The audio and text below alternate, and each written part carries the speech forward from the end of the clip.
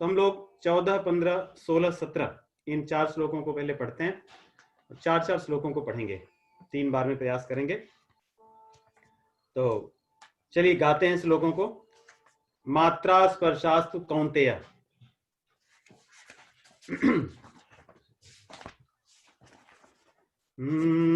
मात्रा स्पर्शास्तु कौन्तेय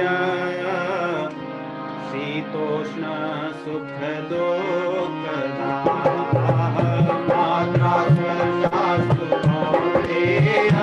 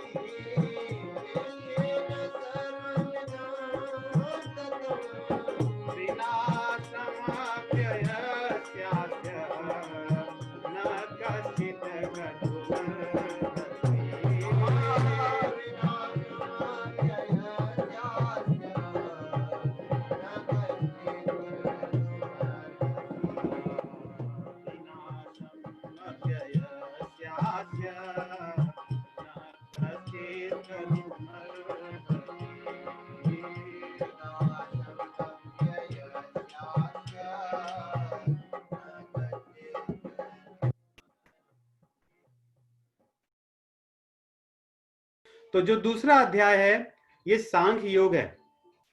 सांख्य योग का बड़े सरल भाषा में अगर हम समझना चाहें तो आत्मा का जो योग है, आत्मा का जो विषय है, या और भी सरल में समझना चाहें तो तत्व क्या है। तत्व मतलब जैसे आपने भोजन बनाया, भोजन आपने दाल भात रोटी सब्जी से बहुत से व्यंजन बनाए। अगर तत्व देखोगे तो तत्व रूप से उसमें आटा है, चाहे आप पराठा बनाओ, पूरी बनाओ, या अन्य प्रकार की जो कुलचा बनाओ, ब्रेड बनाओ, उसमें तत्व आटा है। और उसमें और भी तत्व में जाओ तो गेहूं है। वैसे पूरी सृष्टि में या जीव जो शरीर पाता है, संसार में जो विविध प्रकार की योनियां हैं, जो प्रकृति है, इनमें तत्व क्या है जिससे सब चीजें बनी हैं। जैसे अगर किसी को कहें कि ये दाल फ्राई है तो उसमें होगा कि दाल फ्राई में पानी है, नमक है, दाल है, मसाले हैं, सब्जियां हैं, अन्य प्रकार की कुछ और चीजें होंगी। ये उनके एक एक आप अलग कर सकते हो। वैसे ही इस संसार में क्या है, जो चीजें दिख रही वो क्या हैं, किस चीज से बनी है, उनके पीछे क्या है।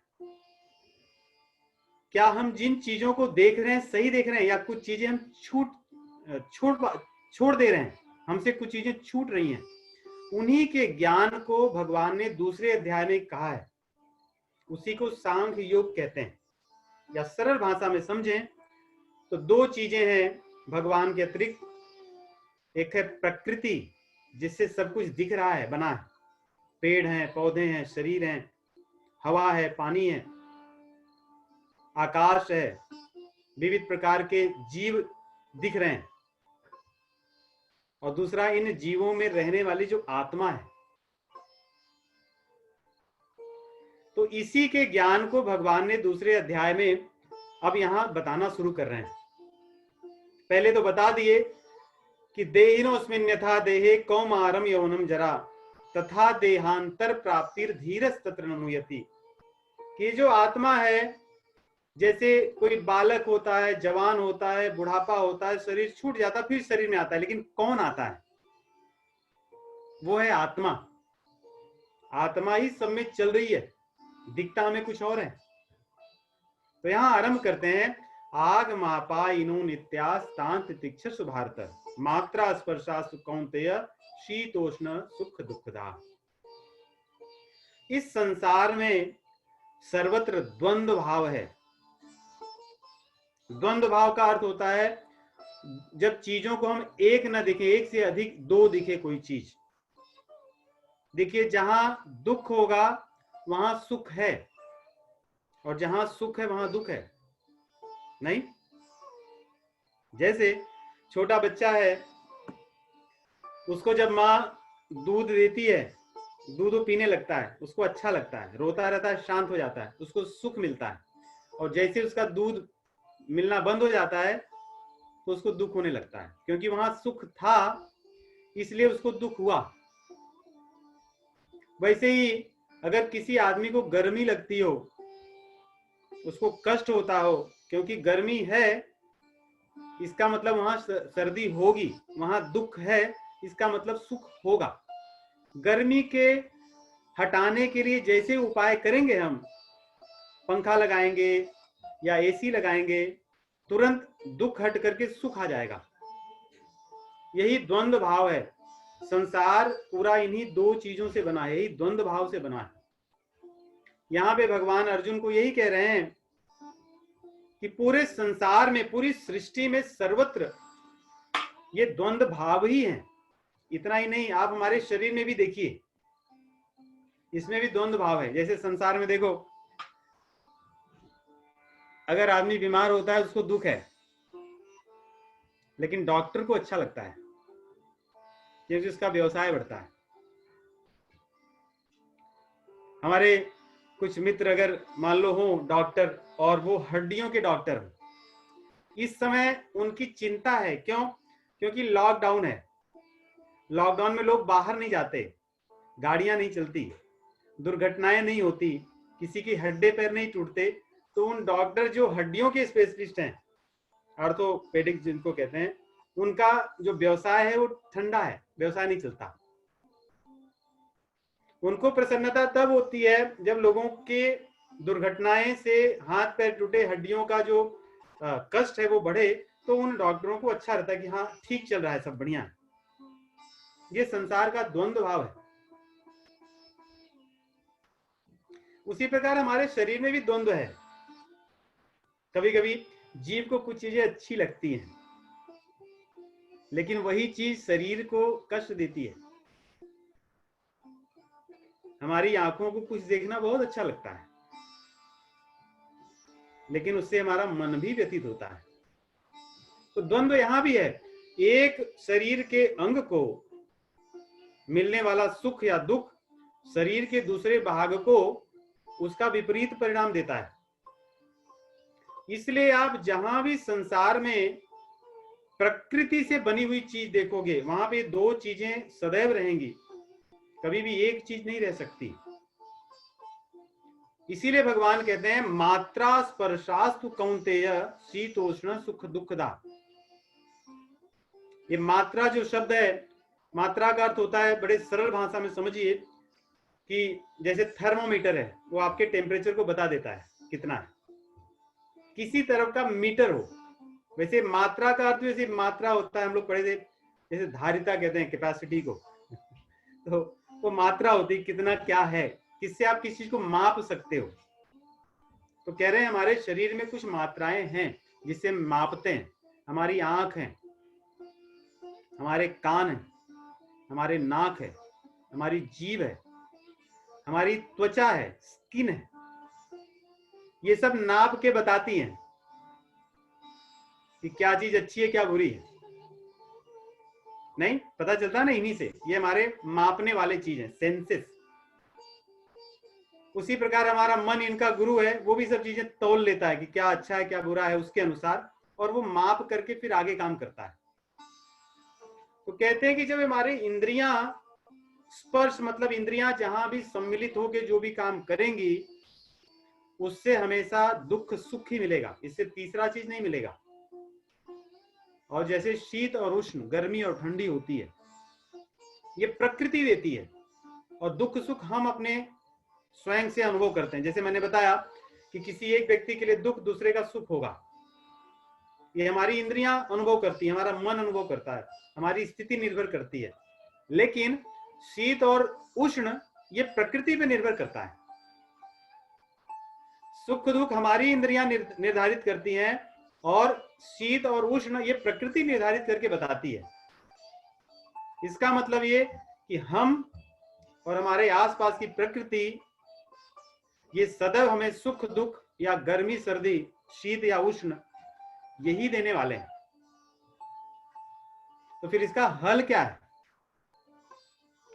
क्या गर्मी होती है तो एसी लगा लेने से उसका समाधान हो जाएगा? हाँ हो जाएगा, लेकिन गर्मी के और भी साधन हैं। क्या हमारे शरीर में जितनी बीमारियां थी पहले 100 साल पहले, उनके उपचार आज हैं? तो क्या नई बीमारियां नहीं पैदा हुई? क्या जो आज बीमारियां हैं इनका उपचार हमें कल मिल जाएगा कि नहीं? मिल जाएगा। तो क्या फिर उसके बाद बीमारी नहीं होगी? फिर भी होगी। क्यों? क्योंकि प्रकृति का स्वभाव ही यही है, वो सदैव संसार में दुख सुख और शीत उष्ण इन चीजों को ही उत्पन्न करेगी, ये उसका स्वभाव है। और मान लो हमने अपने ठंडी गर्मी की व्यवस्था कर ली, हम सड़क पर चले जा रहे हैं, कोई व्यक्ति मान लो, क्या उदाहरण दूं मैं, कई मान लो कहीं किसी एक ऐसे स्थान से आता है अमुक व्यक्ति जिसकी बोलने की जो शैली थोड़ी अलग है, जिसको एक्सेंट कहते हैं, एक्सेंट अलग है, और सड़क पे उसके बगल ही दो व्यक्ति बैठे या चले जा रहे हैं और उस एक्सेंट की मजाक करते चले जा रहे हैं, उसको कैसा लगेगा? दुख होगा। लेकिन क्या उसको रोक सकता है? उसको नहीं रोक सकते आप। अगर मान लो आपके सामने नहीं बोलेगा, कहीं और जाकर बोलेगा। तो संसार में सदैव सुख दुख शीत उष्ण, ये हमें लगता है कि हमने इनको ऐसे करके ठीक कर लेंगे, ये उपाय से सही कर लेंगे, लेकिन उनको आप सही नहीं कर सकते। संसार में वो रहेंगे ही रहेंगे। उनसे बचने का उपाय आप कर सकते हैं, और उसी को भगवान कह रहे हैं, कैसे बचोगे? तान तितिक्षस्व भारत। सोचिए, जिसका मित्र भगवान श्री कृष्ण हो, जो साक्षात उसके साथ बैठे हों, उसके रथ का संचालन करते हों, जिनके हाथ में त्रिलोकी है, जब चाहे जो कर सकें, ऐसे भगवान अपने मित्र को कह रहे हैं कि संसार के सुख दुख को सह। और हम लोग क्या सोचते हैं कि ऐसा करके भगवान से प्रार्थना करके इसको हम हटवा लेंगे, लेकिन भगवान कह रहे हैं कि सहो, क्योंकि सहने के अतिरिक्त दूसरा उपाय नहीं है। तो भगवद गीता की जो शिक्षा है वो बड़ी उच्च कोटि की शिक्षा है। ये शिक्षा ऐसी है जो हर जीव के लिए है। अब सोचिए, जो बातें भगवान यहां बता रहे हैं, वो चाहते तो बोलते अर्जुन मैं सब चीजों को ठीक कर दूंगा, और भगवान के लिए ठीक करना कोई बड़ी बात नहीं है। ध्रुव महाराज को कुछ बोलने ही नहीं आता था। 5 साल के बालक भगवान को देखकर सोचे मैं क्या कहूं। भगवान ने उनको अपने शंख से ऐसे उनके गाल को प्रेम से सहलाया, बेटे। उसके बाद वो बोलने लगे, भगवान की स्तुतियां करने लगे। भगवान क्या नहीं कर सकते, सब कुछ कर सकते हैं, लेकिन संसार के बंधन से निकलने के लिए भगवान कहते हैं इनको सहो। देखिए,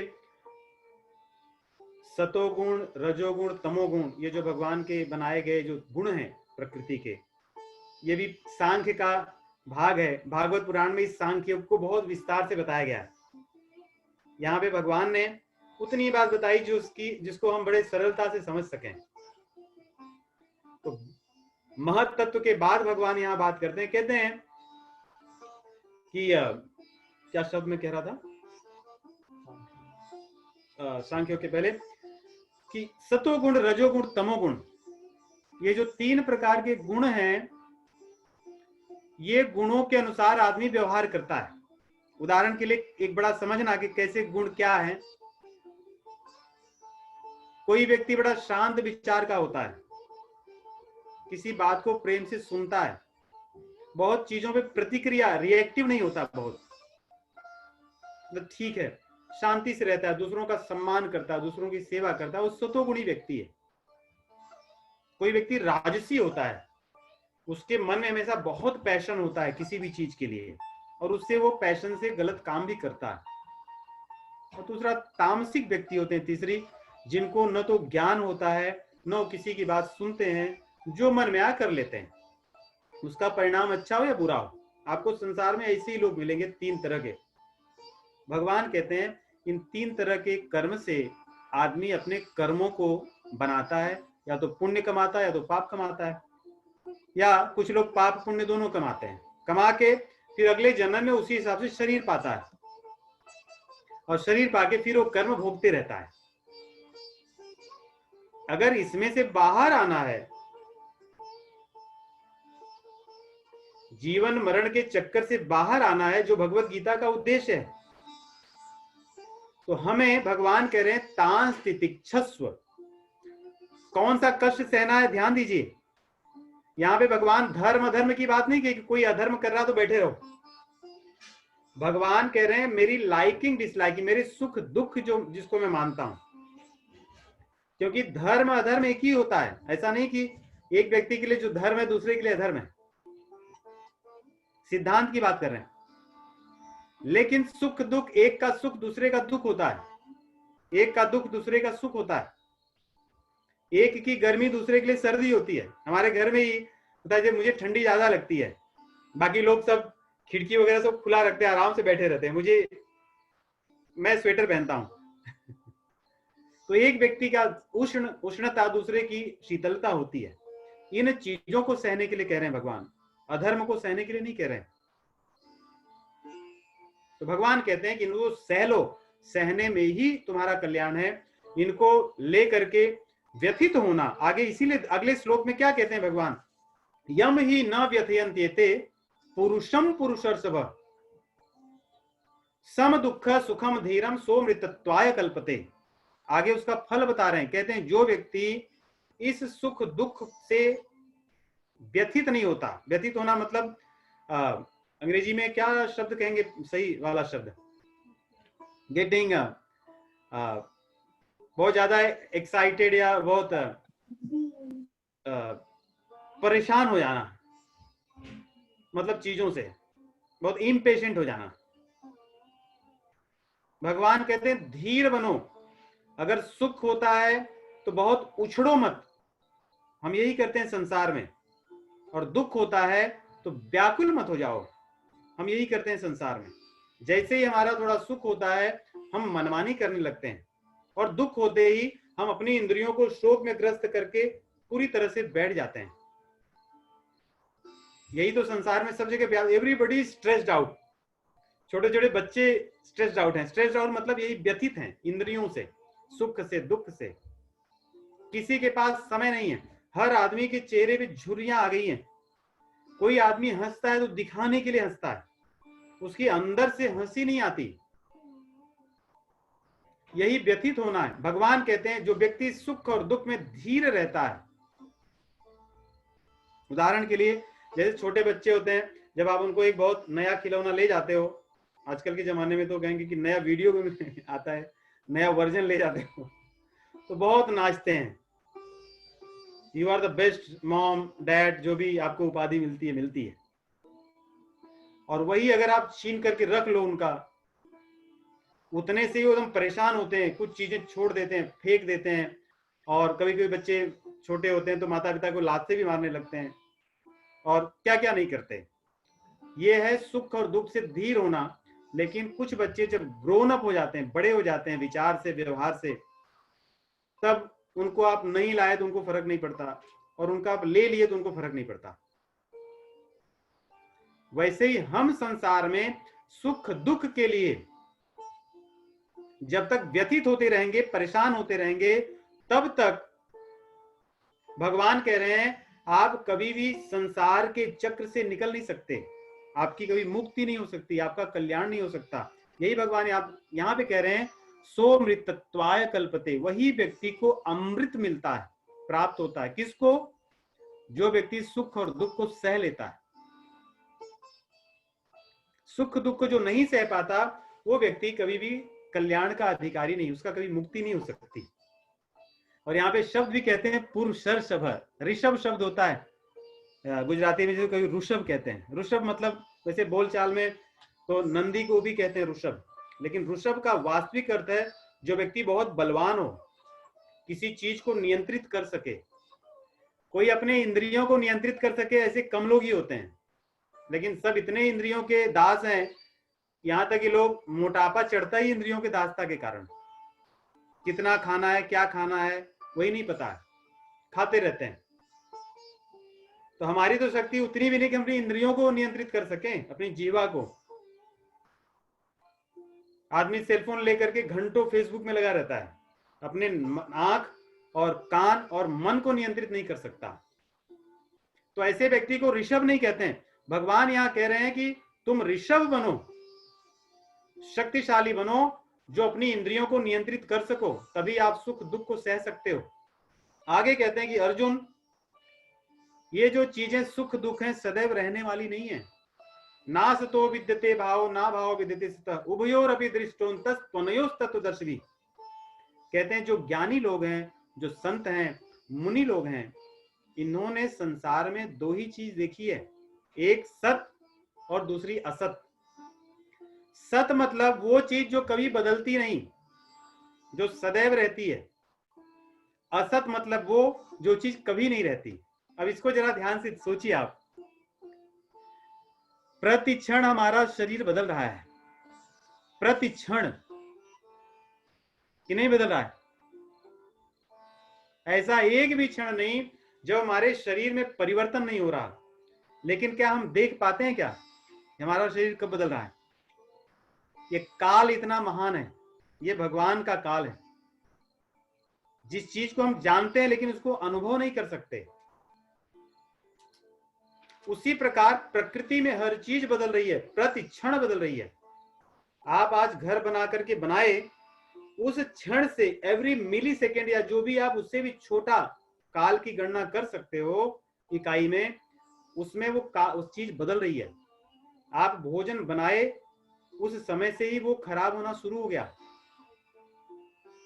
उसी प्रकार आपको सुख मिला, सुख का भी नाश होना तभी शुरू हो गया। मान लो सुख किसी को एक दिन के लिए मिला है, तो जब मिला तब से उसका नाश होना शुरू हुआ। दुख आपको जब मिला तब से उसका नाश होना शुरू हुआ। संसार में जो भी चीज आपको मिलती है वो कभी रहने वाली नहीं है। इसलिए कह रहे हैं कि हमारे तत्वदर्शियों ने, हमारे मुनियों ने दो चीजों को मान लिया है कि जो भी संसार की चीजें असत हैं, जो भी चीजें हम देख सकते हैं, वे चीजें कभी भी रहने वाली नहीं है। इसी को आगे भी और बताएंगे। और जो चीजें हम नहीं देख पा रहे हैं, जो हम हैं, आत्मा है, भगवान है, सत्य, वो चीज सदैव रहेगी, उसमें कभी बदलेगा नहीं। उदाहरण के लिए आप ऐसे अनुभव कीजिए, हम बूढ़े भले हो जाएं लेकिन अपने आप को कोई बूढ़ा नहीं देखते। अगर आप याद कीजिए, जब आप 5 साल के थे, 3 साल के थे, 7 साल के थे, 10 साल के थे, स्मृति लाइए मन में, हमें ऐसा लगता नहीं कि हम उसमें जवान थे या बूढ़े थे, ऐसा लगता है कि मैं ही था। क्योंकि हम अपने आप को कभी शरीर से वास्तव में नहीं जोड़ते, लेकिन बाहरी हमारी इंद्रियां, प्रकृति उसको ढक करके ऐसा लगने देती हैं। ये चीज अनुभव की है। ये मुझे याद आता है जब 5 साल का था, क्योंकि ऐसा लगता है मैं ही था, वैसे ही था, अभी भी वही हूं। ऐसा नहीं लग रहा है कि तब मैं बच्चा था या अभी बूढ़ा हो गया हूं, ऐसा अनुभव नहीं होता। सर हाँ, मैं ही था। तो जो आत्मा है, जो भगवान है, वे सदैव रहने वाले, वैसे ही रहेंगे, उनमें कोई परिवर्तन नहीं है। और उसी चीज को आगे कहते हैं भगवान, इसलिए अविनाशी तु तद्विद्धि येन सर्वमिदं ततम् विनाशम अव्यस्यास्य न कश्चित कर्तुम अर्हति। अब भागे भगवान आत्मा के बारे में कहेंगे, इसलिए अर्जुन को एक बात कह रहे हैं कि अर्जुन, उसको कोई मार नहीं सकता। क्योंकि तुम्हें लग रहा है तुम इन सब लोगों को मारोगे, इन सब में तुम शरीर देख रहे हो, मैं उनमें आत्मा देख रहा हूं। वो आत्मा जो सर्वत्र, जिससे सब कुछ व्याप्त है, ये न सर्वम इदम ततम, ये सब कुछ जो देख रहे हो सर्वत्र वो व्याप्त है। जैसे देखिए आकाश होता है, आकाश कहां नहीं है? आकाश कहां नहीं है? आप 50 बर्तन रखोगे, 50 में रहेगा। वैसे ही आत्मा सर्वत्र व्याप्त है, क्योंकि ये परमात्मा की तत्व है। ये परमात्मा का जो गुण है वो इस आत्मा में है। इसके भीतर भी सच्चिदानंद विग्रह, जो भगवान का जो गुण है, वही गुण इस आत्मा में भी है। इसलिए आत्मा अलग संसार के जैसी नहीं है, ये सर्वत्र जैसे व्याप्त है, सब जगह है। कहां नहीं है ये? इसी में सब कुछ व्याप्त है, या इसी से सब कुछ व्याप्त है। इसलिए ये अविनाशी है, इसको आप मार नहीं सकते। न कश्चित कर्तुम अर्हति, कोई इसको मार ही नहीं सकता। तो तुम चिंता क्यों करते हो? क्यों नहीं लड़ते? जो तुम मारोगे, आगे भगवान कहेंगे, किसको मारोगे? शरीर को मारोगे, आत्मा को नहीं मारोगे। हम लोग पढ़ते हैं आगे भगवान क्या कहते हैं, श्लोक 18, 19, 20, 21, 4 हम लोग पढ़ेंगे। अंतवंत इमे देहा नित्यस्योक्ताः शरीरिणः,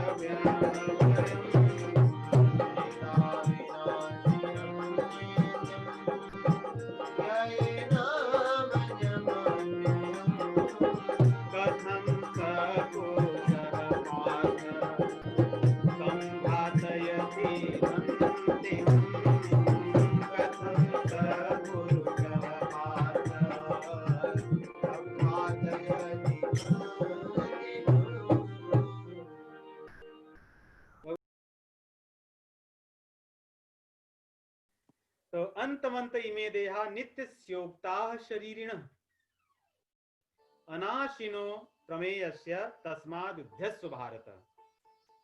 कह रहे हैं हे अर्जुन, हे भारतवंशीय, हम सभी का सौभाग्य है कि हम सब भरतवंशी हैं। नहीं, महाराज भरत इतने प्रभावशाली थे जिनके नाम पे हमारे देश का ही नाम प्राचीन काल से भारत पड़ा। पहले इसका नाम आजान वर्ष था। तो कहते हैं कि हे भरतवंशी अर्जुन, उठो और लड़ो। क्यों? कहते हैं कि अंतवंत इमे देहा, ये जो शरीर दिख रहे हैं, ये जो शरीरधारी लोग हैं, जिनकी जो शरीर है ये अंतवंत है। जितने लोगों की शरीर दिख रही है वो शरीर नष्ट होना ही होना है, लेकिन ये लोग नित्य हैं। कौन? आत्मा, इसके भीतर जो है जिनकी ये शरीर है वो नित्य हैं। वे लोग अविनाशी हैं, वो लोग अप्रमेय हैं। अप्रमेय मतलब होता है जिसका आप प्रमेय न कर सको, जिसको माप न सको, उसको प्रमेय कहते हैं। या जिसकी तुलना न कर सको। जैसे हम कहें कि राम जी के धनुष की तुलना किससे करोगे? सुदर्शन चक्र की तुलना किससे करोगे? नहीं कर सकते। आकाश की दूसरे किससे तुलना करोगे? नहीं कर सकते। ये सब चीजें अप्रमेय हैं। कहते हैं वैसे आत्मा की तुलना किसी से नहीं कर सकते, इसलिए कह रहे हैं अप्रमेय है, स्वतः सिद्ध है, उसके जैसा और कुछ नहीं है। और ये जो आत्मा है, इसमें जो इसकी जो शरीर है, ये सारे शरीर तो नष्ट होना ही है। आज ये लोग खड़े हैं, भीष्म पितामह 125 वर्ष के हो गए, आप सब लोग 80 वर्ष के आसपास हो गए हो, पांडव लोग और दुर्योधन लोग। आप लोग जाना ही है, किसी न किसी से शरीर छूटेगी। इसका अंतवंत है, अंतवंत। वास्तव शब्द है अंतवत, उसका बहुवचन है, क्योंकि सभी राजाओं के लिए कह रहे हैं। कहते हैं जो शरीरी लोग हैं, ये जो आत्माएं हैं, इनकी जो शरीर है ये नष्ट होने वाली है, फिर चिंता क्यों करते हो? उठ के खड़े हो और मारो। तस्मात् युध्यस्व भारत, उठो और युद्ध करो, इस तरह मत बैठे रहो। और एनम वेत्ति हंतारम यश्चैनम मन्यते हतम उभौ तौ न विजानीतो नायम हन्ति न हन्यते। कहते हैं कि हे अर्जुन, जो व्यक्ति इन सब को, मतलब देहधारियों को, हम सभी जिनके पास शरीर है, उनको ऐसा मानता है कि ये मारने वाले हैं या मरने वाले हैं, वो व्यक्ति नहीं जानता कुछ, वो अज्ञानी है।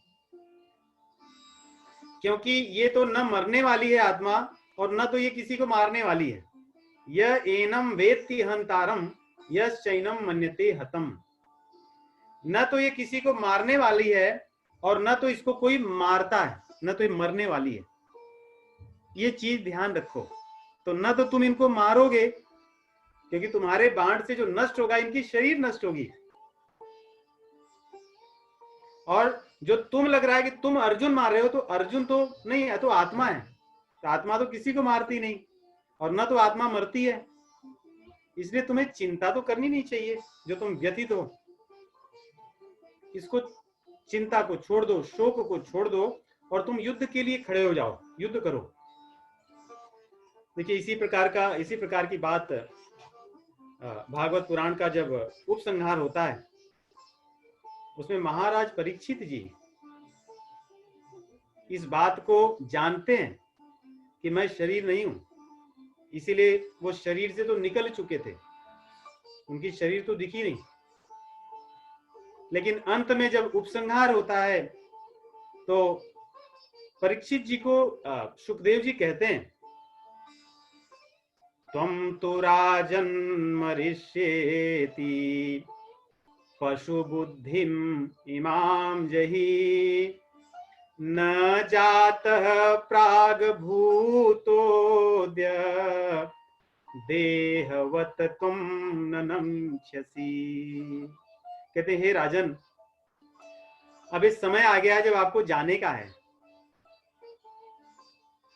जैसे ऐसा नहीं है जैसे शरीर पहले थी और अब नहीं है। देहवत, देह की तरह आपका विनाश नहीं होगा। न त्वम तु राजन, मरिष्यति, आप तो मरने वाले नहीं है, क्योंकि आप तो आत्मा है। ये जो देह है, ये देह अब छूट जाएगी आपकी। जो लोग देह को या स्वयं को मरने वाला समझते हैं, वो तो पशु बुद्धि के लोग हैं। उनकी बुद्धि पशुओं की तरह है, अज्ञानी लोग हैं, क्योंकि पशु को ज्ञान नहीं होता, इसलिए वो आत्मा, परमात्मा और प्रकृति की, शरीर की जो संगत है उसको देख नहीं सकता, इन तत्वों को समझ नहीं सकता। लेकिन जो देहधारी मनुष्य है वो इनको जानता है, इसलिए वो मरता नहीं, वो तो शरीर को छोड़ देता है। तो हे राजन, आप भी अब इस शरीर को छोड़ने वाले हो, मुझे पता है। तो यहाँ पे भगवान अर्जुन को कहते हैं कि कौन मारने वाला है, किसको मारने वाला है? ऐसा कुछ नहीं है। क्यों? आगे कहते हैं क्योंकि ये जो आत्मा है, न तो जायते, ये तो न तो जन्म लेती है, न म्रियते, न तो मरती है, और न तो जन्म लेने के बाद ऐसा है कि जन्म लेने के बाद ये उपस्थित हुई। इसको मैं समझाता हूं आपको, पहले श्लोक के शब्द बता दें। और यह जन्मा है, और ये नित्य, सदैव रहने वाली, इटर्नल है, नित्य, और ये शाश्वत है, कांस्टेंट है, इट्स नेवर चेंजिंग, और पुराण है, ये आज की नहीं है, ये अनादिकाल से है। इसी को सनातन भी कहते हैं, जो बहुत पुराना हो जाए। और नहन्यते हन्यमाने शरीरे, शरीर के मर जाने पे इसका नाश नहीं होता। एक तत्व की चीज है जो हमारे शास्त्रों में बताई गई है, सांख्य योग में कहते हैं कि जो भी प्रकृति की चीजें जो निर्मित है, जिनका जन्म होता है, उनमें 6 प्रकार की कमियां होती हैं, या उनका 6 प्रकार का उनमें विकार होता है, उनके 6 स्थिति होती है, 6 स्टेजेस, दे गो थ्रू 6 स्टेजेस। पहला होता है जन्म, और अंत में होता है उसका मरण। कोई चीज प्रकट होती है और नष्ट होती है। बिल्डिंग देखोगे उसका भी होता है, एक दिन बन के तैयार होती है और एक दिन नष्ट हो जाती है। तो ये हो गया जन्म और मरण। उसके बीच में 4 स्थिति, 4 स्टेजेस और आते हैं। वो चीज जन्मने के बाद ही प्रकट होती है। जैसे जन्मने के बाद ही कोई होता है कि हाँ ये पुत्र उत्पन्न हुआ, ये पुत्री उत्पन्न हुई, इनका नाम फलाना है। उसके पहले थोड़ी था कि ये हो गए। जब तक उनका जन्म नहीं था तब तक वो थे ही नहीं, उनका अस्तित्व नहीं था, उनका एग्जिस्टेंस नहीं था। तो संसार की चीजें जन्म होने के बाद में उनका अस्तित्व होता है।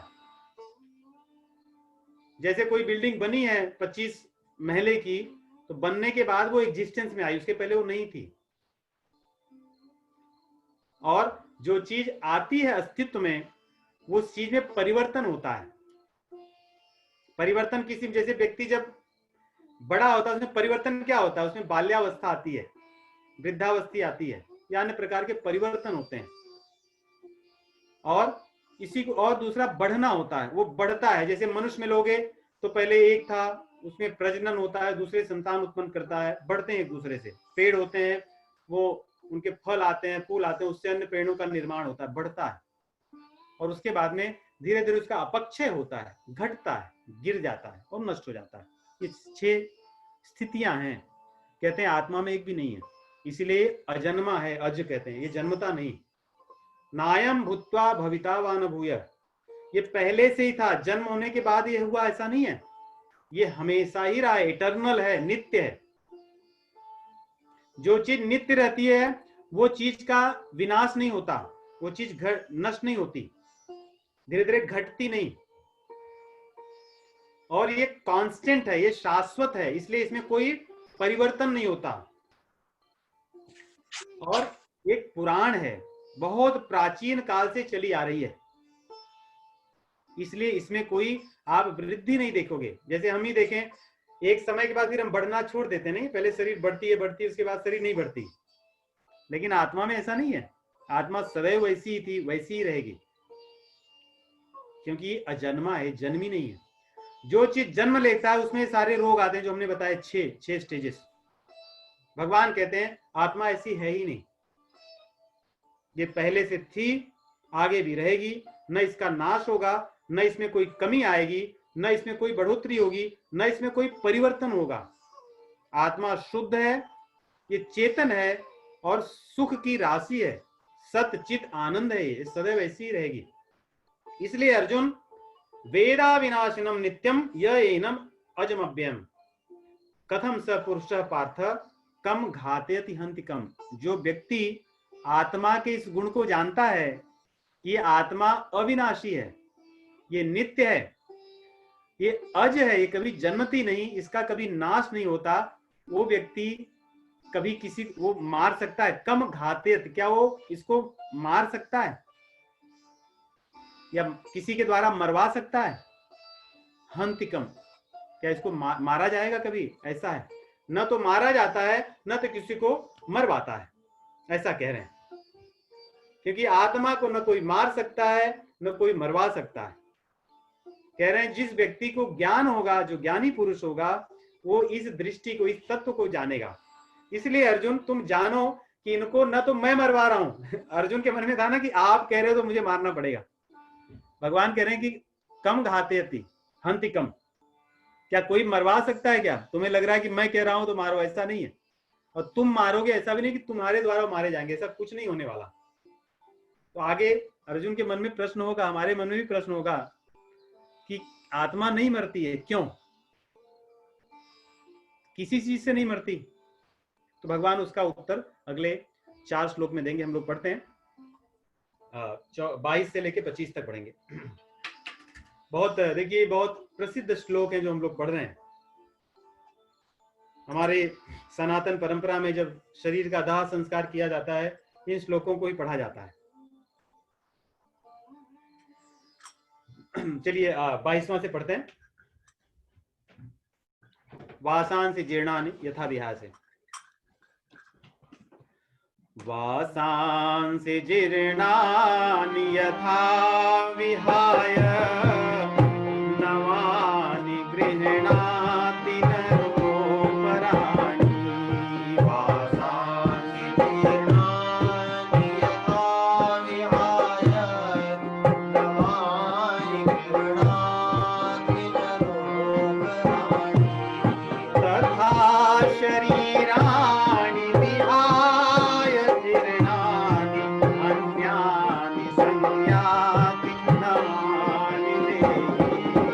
तथा शरीराणि विहाय जीर्णानि अन्यानि संयाति नवानि देहि।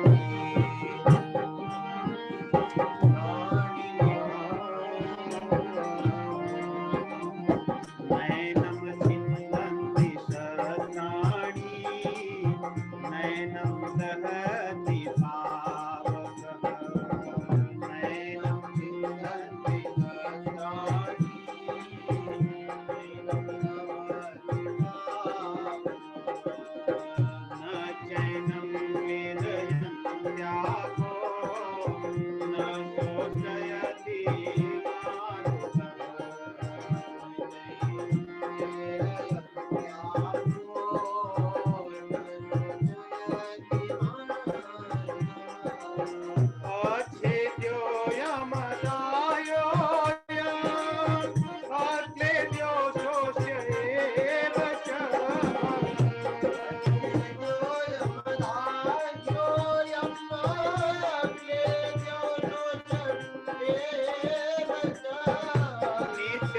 सर्वगतः स्थाणुः अचलोऽयं सनातनः।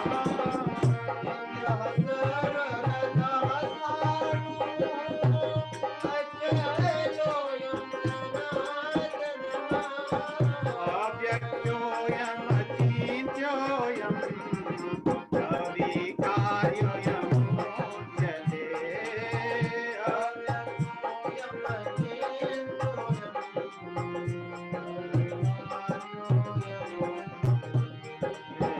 तस्मादेवं विधित्वैनं नानुशोचि दुर्मति।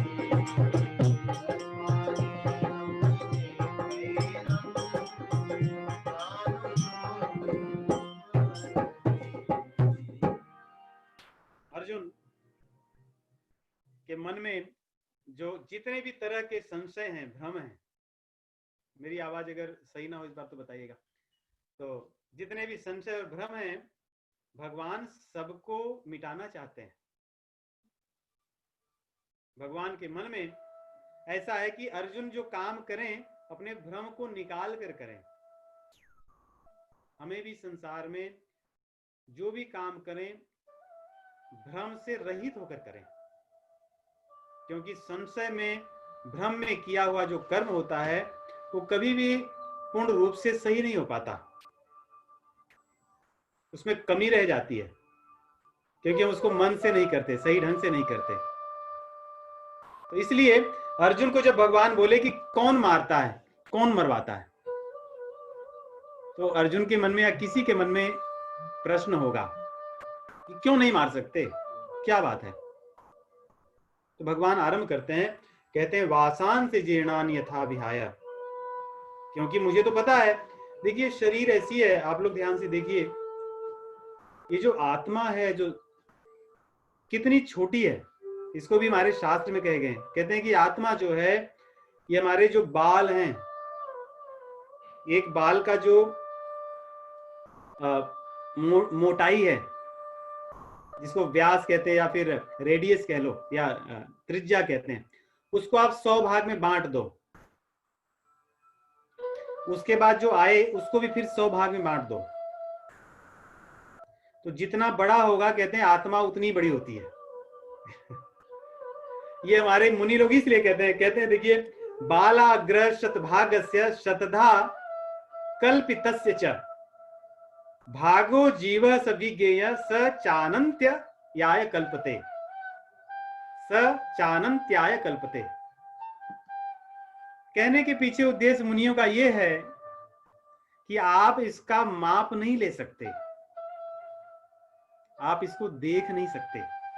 नहीं, बाल को अगर एक 10,000 भाग में बांट दें, जो छोटा सा कण होगा, निश्चित रूप से हमारी आंख नहीं दे सकती।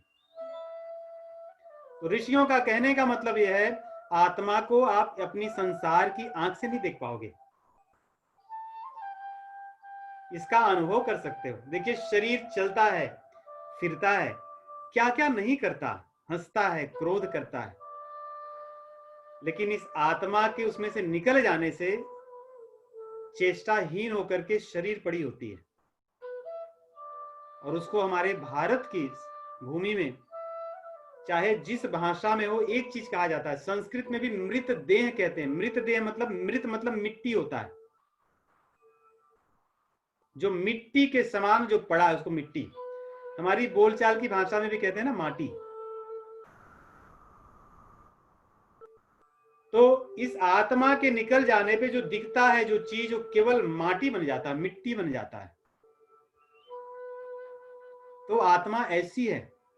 तो कहते हैं भगवान कि आत्मा न तो जीती है न मरती है, तो क्या होता है, कहते हैं वासान से जीर्णानि यथा विहाय।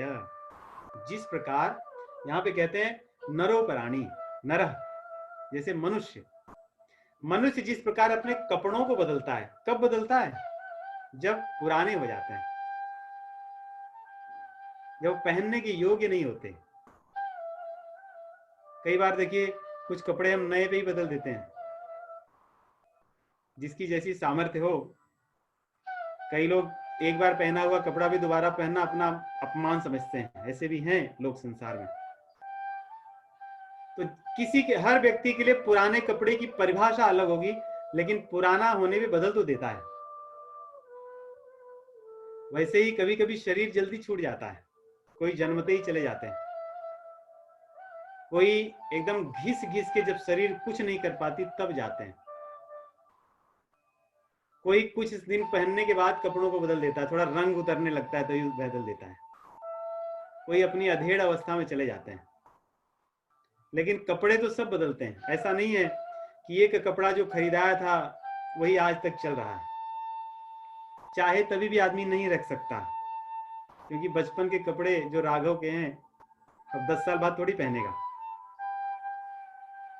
चाहोगे तो भी नहीं पहना सकोगे। वैसे ही शरीर है, इसकी भी एक समय सीमा है। तो भगवान कहते हैं जैसे मनुष्य, यहाँ पे देखिए नर प्राणी, भगवान दो लोगों की बात की, एक तो नरो प्राणी, अपर कपड़े बदलने वाले मनुष्य, क्योंकि मनुष्य ही कपड़ा बदलता है, गधा घोड़ा गाय कुत्ते गधे बिल्ली थोड़ी बदलेंगे। इसीलिए दूसरे पंक्ति में दे ही प्रयोग करते हैं, कहते हैं जैसे मनुष्य कपड़ों को बदल देता है वैसे देह धारण करने वाली आत्मा देह को बदल देती है पुराने हो जाने पर। और ये भी तो अच्छी बात है, हमें अगर कोई पुराने कपड़े ही जो पहनने योग्य ना हो पहनाए तो अच्छा नहीं लगेगा। वैसे ही भगवान बड़े दयालु हैं, देखते हैं कि तुम बड़े भोगी हो, तुम्हारी अभी तक इच्छा पूरी नहीं हुई, लेकिन अभी शरीर से थोड़ी कर पाओगे। यही उनकी उदारता है, ये भगवान की कृपालुता है। ये भगवान ही देखते हैं कि जब अब तेरी इच्छा तो नहीं मरी, लेकिन शरीर अब तेरी इच्छा पूर्ति नहीं कर सकती, तो चलो फिर इसमें से निकालकर एक नई देह देते, इसमें ला, इसमें तू आनंद ले, जो तुझे आनंद लगता है कर। यही चीज भगवान यहां बताते हैं कि देह जब चलने लायक नहीं होती है, पुरानी हो जाती है, आत्मा उसको छोड़कर नई देह में चली जाती है। और नयनम छिंदंति शस्त्राणी, अब देह को तो देखिए यहाँ पे भगवान अब 3, 4, 23, 24 श्लोक में और इसके आगे भी एक चीज को बताते हैं। अब इसको भी, ये भी आप सांख्य योग के तत्व को समझिए। आकाश से मैं शुरू करता हूं, उसके पहले बड़े संक्षेप में कहूंगा, भगवान अपने को प्रकृति पुरुष में बांटते हैं। प्रकृति ऐसी होती है जिसको हम देख सकते हैं, पुरुष होता है जो देखता है। क्योंकि दो चीजें होती हैं, हम जिसको देखते हैं और एक होता है देखने वाला। उस पुरुष वही हम आत्मा है। प्रकृति से फिर रजोगुण सतोगुण तमोगुण का निर्माण होता है। रजोगुण तमोगुण और सतोगुण ये जब काल के साथ समय के साथ मिलते हैं तब क्रियाएं होती हैं। नहीं, कोई भी एक्शन साइंस में भी टाइम अगर ना हो तो एक्शन नहीं होता है। There is no action when there is no time. इसलिए हम एक्शन को टाइम के स्केल में तो ड्रॉ करते हैं। तो भगवान भी कहते हैं काल जो मेरा वो साधन है जो सबको कर्म को, लोगों के कर्म को और उनको गुण को लेकर के सृष्टि का निर्माण करता है। और इसी में दो तरह की सृष्टि होती है, क्रिया प्रधान और एक शक्ति प्रधान। क्रिया शक्ति और ज्ञान, जैसे हम भी कोई काम करते हैं तो ज्ञान होता है और काम करते हैं। इसको बस सुन लीजिए, ये सांख्य योग के एक पार्ट है, जो भगवत गीता का दूसरा पार्ट है, उस पर मैं आता हूं। तो क्रिया शक्ति और ज्ञान शक्ति ये दो होती हैं, इन्हीं में से महत तत्व बनता है। ये एक एलिमेंट है, समझिए आप। इस एलिमेंट में 3 पार्ट होते हैं, तमो महत्त्व, तमोगुणी महत्त्व, रजोगुणी महत्त्व और सतोगुणी महत्त्व। अब यहां इसके बाद भगवत गीता के जो सांख्य योग बताए गए हैं। अब देखिए, जो तमोगुणी महत्त्व है उससे आकाश बनता है, आकाश से वायु बनती है, वायु से अग्नि बनती है, अग्नि से जल बनता है, जल से पृथ्वी बनती है। पृथ्वी मतलब जो पृथ्वी एलिमेंट है। और जब इनका विनाश होता है तो ऐसे उल्टा जाते हैं प्रलय काल में। पृथ्वी पहले, जल पृथ्वी को खा देता है, गला देता है, फिर जो गला हुआ भाग होता है उसको अग्नि खा जाता है, फिर जो अग्नि रहती है केवल उसको वायु बुझा देता है, जो वायु रहता है उसको आकाश सोख लेता है, और आकाश को फिर तामसिक जो महत्व होता है वो खा लेता है, और सबको फिर जाके काल खाता है। इसीलिए कहते हैं ना काल खा गया। टाइम उसमें खा जाता है, टाइम नहीं रहता, सब कुछ नष्ट हो जाता है। तो ये 5 एलिमेंट हैं, आकाश, वायु, अग्नि, जल और पृथ्वी। इसके अलावा हमारी इंद्रियां बनती हैं, जो हमारी इंद्रियां बनी हैं उनको सेंसेस है, उनको ज्ञान है, और उनका लीडर मन है। नहीं, कोई ठंडा है, गर्म है, मीठा है, खट्टा है, अच्छा है, बुरा है, ये सेंसेस है, ये ज्ञान प्रधान है। इससे हमको अनुभव होता है और इनके आधार पर हम क्रियाएं करते हैं। ये बनती है रजोगुणी जो भगवान की महत्त्व है। और जो सात्विक महत्त्व होता है उससे बनते हैं जो देवता हैं, जैसे हमारी इंद्रियों के देवता हैं। नासिका के जैसे अश्विनी कुमार हैं, आंख के सूर्य हैं, मन के चंद्रमा हैं, इस प्रकार तो ये देवता है। तो इसको आप बगल में रख दीजिए इस ज्ञान को। केवल ये देखिए, जो पृथ्वी है, जल है, अग्नि है और वायु है, इन्हीं से सबकी हानि होती है संसार में। तूफान आता है, वायु सबका नाश करता है, अग्नि लग करके सबको जला देती है, जल सबका विनाश करता है। और पृथ्वी कैसे करती है? पृथ्वी से ही अस्त्र शस्त्र बनते हैं। नहीं, गोली बुलेट बनती है, तलवार बनती है, यानी जो अस्त्र शस्त्र बनेंगे पृथ्वी से बनेंगे। यही चार चीजों से ही किसी का नाश होता है। और नाश किसका होता है? शरीर का। इसलिए भगवान यहां कहते हैं नयनम छिंदंति शस्त्राणी, कोई शस्त्र इसको नहीं मार सकता। क्यों? अब सोचिए, जो मैंने बताया कि भगवान ने शुरू में दो चीजें बनाई, एक प्रकृति थी और एक पुरुष था। प्रकृति से सब चीजें बनी है, हम पुरुष हैं, हमारी जड़ ही अलग है। इसलिए शस्त्र इस आत्मा को कुछ नहीं कर सकता और इसको अग्नि जला नहीं सकती, जल इसको गीला करके नष्ट नहीं कर सकता, क्योंकि जल गीला करके तो नष्ट करता है। अगर बाढ़ आ जाए, सब डूबे रहे 10 दिन 20 दिन 50 दिन 100 दिन, सब नष्ट हो जाएगा। और वायु कैसे नष्ट करती है? सोख करके, चीजों को तोड़ करके मड़ोड़ करके बड़े बड़े बिल्डिंग को राख कर देती है, धूल में मिला देती है, सोख ले जाती है, खा ले जाती है। कितनी भी बड़ी बिल्डिंग दिखती रहे, तूफान आए उसको तोड़ करके उसको छोटे छोटे अणु में दिखा देगा, नष्ट कर देगा। तो ये कहते हैं क्यों ऐसा होगा? क्योंकि आत्मा अछेद्य है, आत्मा को कोई शस्त्र कुछ नहीं बिगाड़ सकता। और आत्मा अदाय है, ये जलेगा नहीं आग में। जैसे हम देखो, हमारे कुछ सेफ बॉक्सेस मिलते हैं फायर प्रूफ, अग्नि नष्ट तो कर सकती है लेकिन फायर प्रूफ बॉक्स को नष्ट नहीं करती, क्योंकि उसको ऐसा बनाया गया। तो भगवान कहते हैं कि आत्मा को मैंने फायर प्रूफ बनाया है, इसको मैंने किसी भी शस्त्र से इसको मारा न जा सके ऐसा बनाया है, इसको वाटर प्रूफ बनाया है और इसको एयर प्रूफ बनाया है, नो लीकेज, लीक प्रूफ है, कोई कुछ नहीं हो सकता। तो कहते हैं ये आत्मा का गुण ही ऐसा है, ये नित्य है और ये सर्वगत है, सर्वत्र व्याप्त है। इस चीज को समझिएगा आप लोग। पृथ्वी के भीतर आकाश है कि नहीं है? जल के भीतर आकाश है कि नहीं है? अग्नि के भीतर आकाश है कि नहीं है? वायु के भीतर आकाश है कि नहीं है? और ये सब आकाश में ही व्याप्त हैं, कहीं अलग इनकी अस्तित्व नहीं है। उसी प्रकार आत्मा सर्वव्यापी है, सर्वत्र आत्मा है, ये आत्मा का गुण है।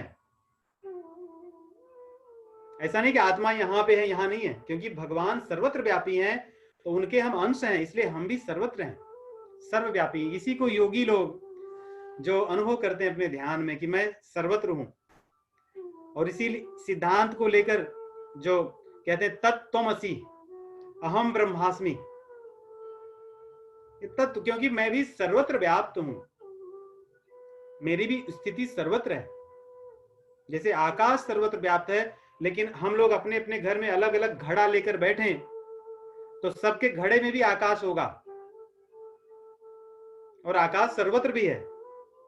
वैसे ही आत्मा है, हर व्यक्ति के शरीर में आत्मा है, लेकिन आत्मा सर्वत्र है, सर्वव्यापी है, और ये सनातन है। और यहाँ पे दो शब्द आए हैं, स्थाणु और अचलोयम, अचल, दोनों के अर्थ थोड़े अलग अलग हैं। स्थाणु मतलब जो चीज स्थिर रहे, कहीं हिले ना। जैसे पर्वत है, पर्वत हिलता नहीं है, क्या चल सकता है पर्वत? हाँ चल सकता है, अगर हवा चाहे तो उसको उड़ा के ले जा सकती है।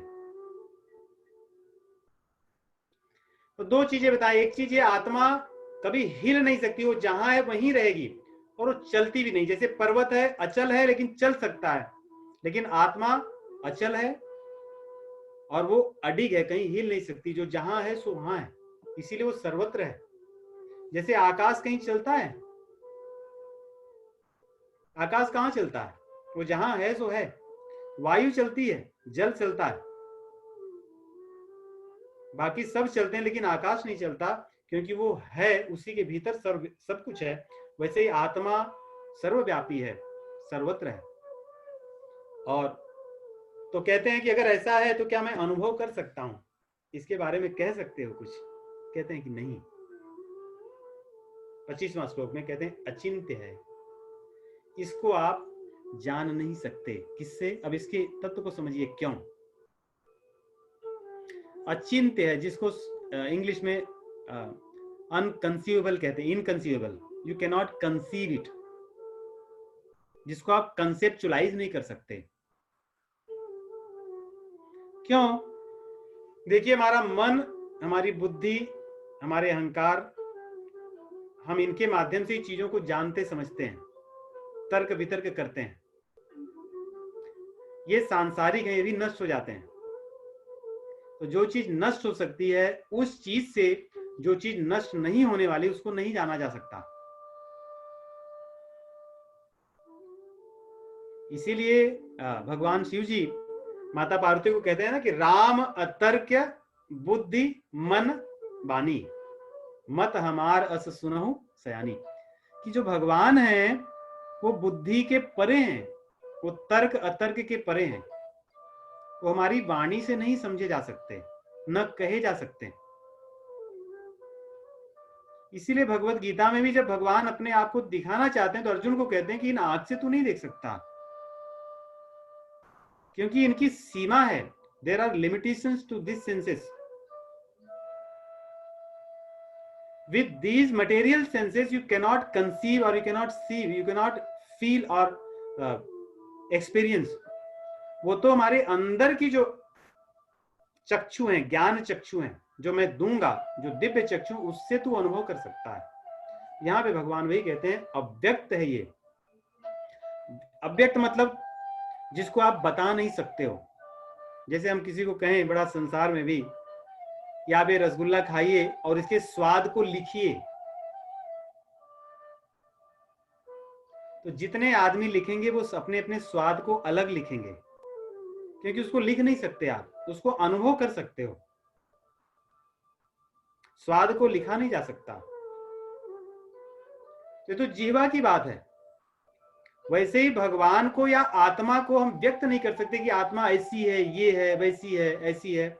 हम उसको व्यक्त नहीं कर सकते, उसको हम चिंतन नहीं कर सकते, उसका चिंतन या उसको समझ नहीं सकते उस रूप में अपनी इन इंद्रियों से। और इस आत्मा में विकार नहीं है। विकार मतलब वही जो विकार हम बात किए 6 चीजें ना, कि जन्मना, मरना, बढ़ना, घटना, स्थिर रहना, या जन्मने के बाद में अपना अस्तित्व को पाना। ये जो विकार हैं ये आत्मा में नहीं है। आत्मा इन चीजों से ऊपर है। तस्माद एवं विदित्वैनम, तस्मात एवं, इसलिए, विदित्वा एनम, विदित्वा एनम नान सोचितुम अर्हसि। हे अर्जुन, इसलिए तुम चिंता मत करो, शोक मत करो, क्योंकि जो मैं ज्ञान बता रहा हूं इसको जान जाओ। इसलिए इस ज्ञान को जान करके जो मैं बातें बता रहा हूं उसको उस तरह से समझ करके, आत्मा को अचिंत्य समझ करके, आत्मा को सनातन समझ करके, आत्मा को नित्य समझ करके, आत्मा को स्थाणु समझ करके, आत्मा को शाश्वत समझ करके, आत्मा को अचल समझ करके, आत्मा को अचिंत्य और विकार रहित समझ करके, आत्मा को अव्यक्त समझ करके तुम शोक मत करो, चिंता ना करो, क्योंकि आत्मा नष्ट नहीं होने वाली, इसको कोई कर ही नहीं सकता कुछ। तो यहाँ पे मैं विराम लूंगा। और एक दो चीजें इससे देखिए, ऐसा है कि आत्मा और संसार में हमारी जो इंद्रियां हैं इनमें बहुत अंतर है अज्ञानता के कारण। जब हम धीरे धीरे अनुभव, अभ्यास करके और साधना के माध्यम से इन चीजों को समझकर भगवान की शरणागति लेंगे, तो हम इन चीजों को देखने, अनुभव करने लगेंगे कि हम कोई और हैं। हमारा मन क्यों इतना विचलित होता है? कई बार तुम्हें पता ही नहीं होता मेरा मन विचलित है कि नहीं। इसलिए तो आदमी गुस्साता रहता है, कुछ भी कहता रहता है। कुछ लोग ऐसे होते हैं, हमारे एक परिचय के यहाँ पर हैं, उनको पता ही नहीं था, अपनी बात में कुछ ऐसे अपशब्द कहते रहते हैं. He doesn't even notice that he is saying something like that. वो अपने आप से इतने दूर चले गए. वैसे ही हम जब अभ्यास करेंगे, साधना करेंगे, भगवान की शरणागति लेंगे, तो हम संसार से दूर होकर के अपने आप के पास आएंगे. उसी को कहते हैं कि आत्मा का बोध होना, आत्म तत्व का ज्ञान होना या आत्मज्ञान होना, जिसको सेल्फ रियलाइजेशन कहते हैं. सेल्फ रियलाइजेशन हमारी साधना का पहला पड़ाव है. कम से कम हम देखने लगे कि हम कौन हैं. हमें शरीर नहीं है, हम कोई और हैं. जब इन चीजों को हम नहीं समझेंगे तो आगे की भगवत गीता या शास्त्रों को उस रूप में नहीं समझेंगे, उनको इतना महत्व नहीं देंगे. और संसार में सुख दुख सदैव आने वाले हैं, इनको सहना चाहिए. जैसे देखिए, उदाहरण के लिए, सुख को सहना क्या है और दुख को सहना क्या है. दुख सहना तो समझ में आता है. सुख सहना क्या है? सुख को पाकर हम उड़े ना, सुख को पाकर हम भोगी ना बन जाएं. जैसे अब हम सब यहाँ पे बैठे हैं, पिछले 2 घंटे से अधिक हो गए. हमारे पास भगवान ने सब कुछ दिया है. जितनी चीजों की आवश्यकता है उनको देने के पश्चात भी भगवान ने हमें और भी बहुत सी चीजें दी हैं जिनकी शायद हमें आवश्यकता नहीं है. उन चीजों को भी हम भोग रहे हैं. क्या भगवान ने हमें इतने शांति भरी जीवन इसलिए दिया है कि हम और भी उस धन के कमाने के लिए अपना सब कुछ लगा दें? कितना कमाएंगे और कब तक कमाएंगे और किस लिए कमाएंगे? इस प्रश्नों को पूछिए कि कितना कमाना है, कब तक कमाना है और किस लिए. ये ज्यादा आवश्यक है. जब हम ये निश्चित करेंगे किस लिए कमा रहे हैं, कि हमारे पास धन बढ़ता रहे, किस लिए, उसका क्या प्रयोजन है, तब हमें पता चलेगा कि हम आध्यात्मिकता में अपने आप को लगाए हैं या नहीं. धन को कमाना, संसार की चीजों को प्राप्त करना, वैभव को प्राप्त करना, इन चीजों को करते समय हमें सोचना चाहिए कि हम कर किस लिए रहे हैं, उसका प्रयोजन क्या है. नहीं सोचेंगे तो हम भोग में चले जाएंगे. और वही है सुख का दुरुपयोग करना. सुख को पाकर हम अपने जीवन को कल्याणमय करें, अपने जीवन में कल्याण के साधनों का आश्रय दें, सत्संग करें, दूसरों के जीवन में कैसे कल्याण आए इसका चिंतन करें. यही धन संपत्ति सुख को पाने का सदुपयोग है, अन्यथा भोग होगा. सुख को सहना यही है कि सब कुछ आपको मिल गया, फिर भी आप उसको भोग में न लगा करके आप सही प्रयोजन में लगा रहे हैं. आपके पास समय है. देखिए, हम सब कितने सौभाग्यशाली हैं. 3 दिन की छुट्टी है सभी की, फिर भी भोजन मिल रहा है, धन मिल रहा है और सिक्योरिटी है. जैसे जिस देश में रहते हैं ऐसा डर नहीं कि कुछ हो जाएगा. We are so much secured, protected. We have our rights. फिर भी ये 3 दिन हमारे पास समय, क्या करना है इसमें? वही भोग करना है. वही 5 इंद्रियां, वही चीजें जो देखते आए बचपन से, वही जो चीजें सुनते आए, वही जो करते खाते बोलते आए, वैसे ही आचार व्यवहार या कुछ और. इन प्रश्नों को पूछना आवश्यक है. और हमारे शास्त्र, विशेष रूप से भगवत गीता, इन्हीं प्रश्नों की तरफ हमारे ध्यान को आकर्षित कर रही है. इसीलिए भगवान कहते हैं, तान तितिक्षस्व भारत, उसको सहो, धन पाकर व्याकुल मत हो. धन को पाकर के व्यभिचार में मत लगो, उसका सदुपयोग करो. जिनके पास नहीं है उनकी सेवा करो. दूसरे के जीवन में कैसे कल्याण हो उसमें अपने धन को लगाओ, उसमें अपने समय को लगाओ, उसमें अपनी बुद्धि को लगाओ. तो एक चीज ये यहाँ पे दी. दूसरी चीज बड़ी कठोर शब्द है. देखिए, महाभारत का ये अंश है भगवत गीता. हमारे भीष्म पितामह से जब ज्ञान की बात करने जाते हैं भगवान श्री कृष्ण, तो उस समय जब शिक्षा देने लगते हैं तो पितामह एक बड़ी सुंदर बात कहते हैं आहार निद्रा भय मैथुनं च सामान्यमेतत् पशुभिः नराणाम्। आहार निद्रा भय मैथुनं च, आहार निद्रा भय मैथुनं च सामान्यमेतत् पशुभिः नराणाम्। धर्मो हि तेषामधिको विशेषः धर्मेण हीनाः पशुभिः समानाः।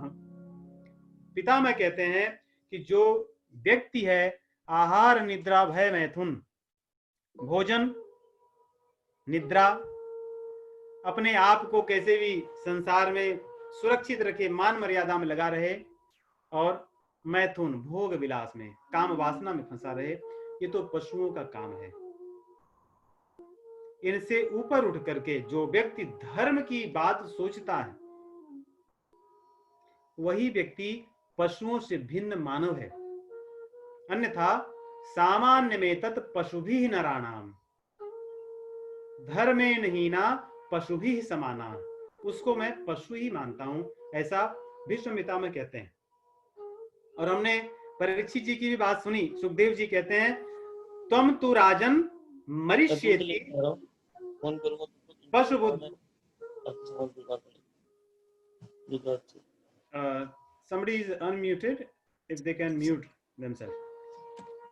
तम तु राजन मरिष्येति पशु बुद्धि मिमाम जही, कहते हैं तुम पशु की तरह सोचना, ये पशु की बुद्धि है कि जो सोचता है कि मैं मर रहा हूं, क्यों तुम थोड़ी मरोगे। तो ये हमारी भगवत गीता का ज्ञान है। हम भी अपने जीवन को कल्याण में लगाने के लिए संसार की अपनी जिम्मेदारियों को करते हुए, संसार के कर्तव्यों को करते हुए, यदि हम भगवान में नहीं लगते, इस भारत भूमि में जन्म पाना, इस सनातन परंपरा में, इस ज्ञान में हमारा इस शरीर को धारण करना, शरीर को प्राप्त करना एक तरह से व्यर्थ है, ऐसे हमारे शास्त्र कहते हैं।